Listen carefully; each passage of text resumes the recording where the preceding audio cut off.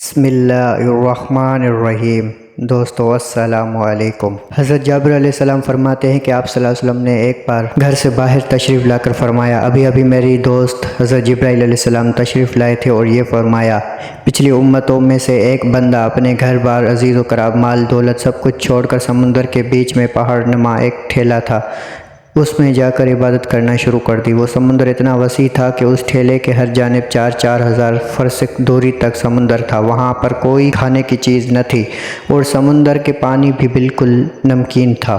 اللہ تعالیٰ نے اپنے فضل سے اس میں ایک انار کا درخت لگا دیا اور انگلی کے برابر میٹھے پانی کا چشمہ جاری کر دیا۔ یہ عابد دن رات 24 گھنٹے اپنی عبادت میں گزارتا تھا اور 24 گھنٹے میں انار کا ایک پھل کھا لیتا تھا اور میٹھے پانی کے چشمے سے ایک گلاس پانی نوش فرما لیتا تھا۔ اس حالت میں 500 سال گزر گئے۔ 500 سال کے بعد جب اس عابد کی موت کا وقت آیا تو اس نے اللہ تبارک و تعالیٰ سے یہ دعا مانگی کہ سجدے کی حالت میں اس کی روح پرواز کری جائے اور اس کی نعش کو مٹی وغیرہ ہر چیز پر حرام کر دی اور قیامت تک سجدے کی حالت میں صحیح و سالم رہے۔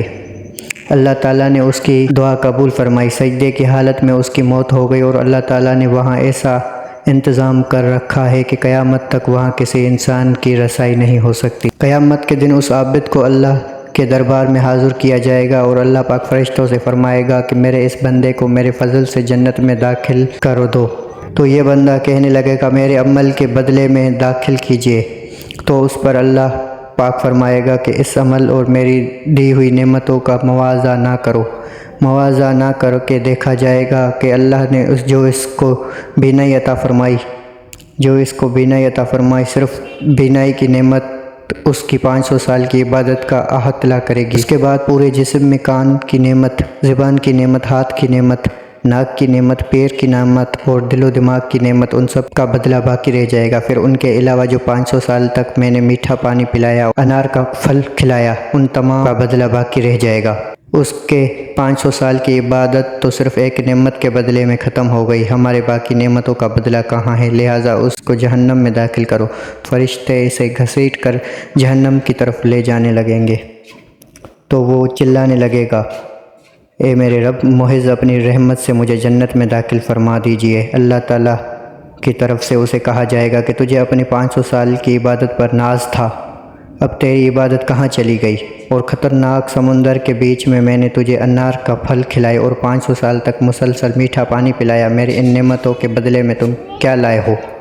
تو وہ کہنے لگے گا، اے اللہ، اپنی رحمت سے مجھے جنت میں داخل فرمائیے، آپ کی رحمت کے بغیر کچھ بھی نہیں ہو سکتا۔ پھر آخر میں جب ہجرت تمام ہو جائے گی تو اللہ تعالیٰ فرمائے گا میری رحمت وہ میرے فضل کے ذریعے اس کو جنت میں داخل کر دو، پھر اللہ کی رحمت کے ذریعے جنت میں داخل ہو سکے گا۔